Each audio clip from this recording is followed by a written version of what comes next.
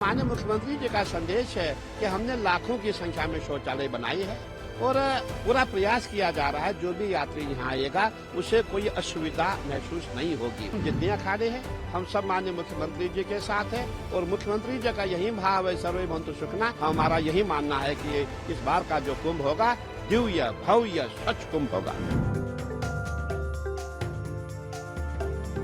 उत्तर प्रदेश के मुख्यमंत्री योगी आदित्यनाथ 2 दिवसीय प्रयागराज के महाकुंभ क्षेत्र के दौरे पर हैं। इस दौरान उन्होंने महाकुंभ के सभी अखाड़ों के शिविरों में पहुंचकर साधु संतों से मुलाकात की।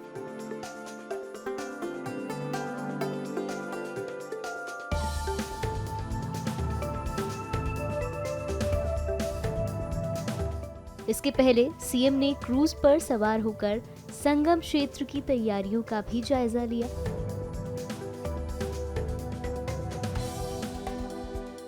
अपने इस 2 दिवसीय दौरे पर सीएम योगी रात्रि भोजन भी संतों के साथ ही करेंगे। बता दें कि साल 2019 में कुंभ के दौरान भी वो लगातार 2 दिनों तक संगम नगरी में रहे थे। बहुत बहुत आशीर्वाद साधुवाद।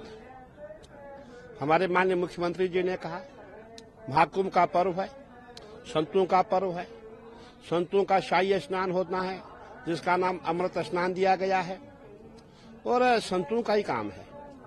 ये जो महाकुंभ है इसमें सब संती संत रहते हैं और सबसे बड़ी बात यह है कि हमारे यहाँ करोड़ों की संख्या में 30 से 40 करोड़ यात्री प्रयागराज में आ रहा है।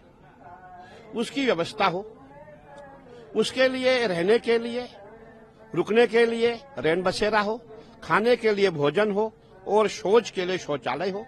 और माननीय मुख्यमंत्री जी का संदेश है कि हमने लाखों की संख्या में शौचालय बनाए हैं और पूरा प्रयास किया जा रहा है जो भी यात्री यहाँ आएगा उसे कोई असुविधा महसूस नहीं होगी। पूरा प्रयास किया जा रहा है और हम जितने अखाड़े हैं हम सब माननीय मुख्यमंत्री जी के साथ हैं और मुख्यमंत्री जी का यही भाव है सर्वे भवन्तु सुखिनः, सभी सुखी रहे। और हमारा भी प्रयास है जितने भी अतिथि देवो भव, जो भी हमारे यहाँ आएगा, जो भी सहयोग हमसे होगा, लंगर का सहयोग होगा या कंबल का सहयोग होगा, सोने का सहयोग होगा, जो भी हमसे होगा हम उसके लिए सभी अखाड़े तैयार है। और हमारा यही मानना है कि इस बार का जो कुंभ होगा दिव्य भव्य स्वच्छ कुंभ होगा।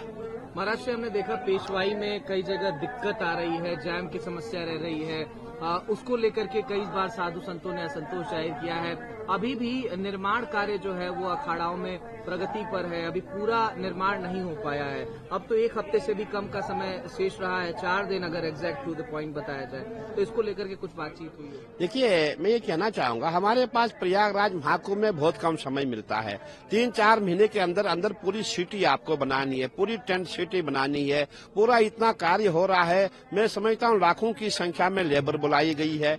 अब करोड़ों की संख्या में यहाँ यात्री आएगा, उनके लिए टेंट सिटी बन रही है, हमारे लिए पंडाल है, पानी है, जल है, शौच की व्यवस्था है, उसमें तो समय लगता है। मैं समझता हूँ कि हमें ज्यादा उसमें हड़बड़ नहीं करना चाहिए। सभी जो काम है समय पे होंगे और मैं समझता हूँ ऐसा कोई कार्य नहीं है जो शेष बचा हो। छोटे मोटे काम होते वो भी हो जाएंगे और हमें सबसे हमारा जो उद्देश्य ये होना चाहिए कि हमारा जो महाकुंभ है ऐसा हो दिव्य भव्य हो, न भूतो न भविष्यति। कभी ऐसा महाकुंभ हुआ ही नहीं और आने के भी कम संभावना है। हमारा ऐसा प्रयास हो कि पूरे देश विदेश में यहाँ से हमारा एक संदेश जाए कि भाई हम सनातनियों ने, हम जितने भी हिंदू है, हमने कैसा कुंभ किया कि कभी हमने ऐसा कुंभ देखा नहीं। सभी लोगों के मन में हमारे लिए एक एप्रिसिएशन का भाव हो कि भाई संतों ने, सरकार ने बहुत अच्छा कार्य किया है।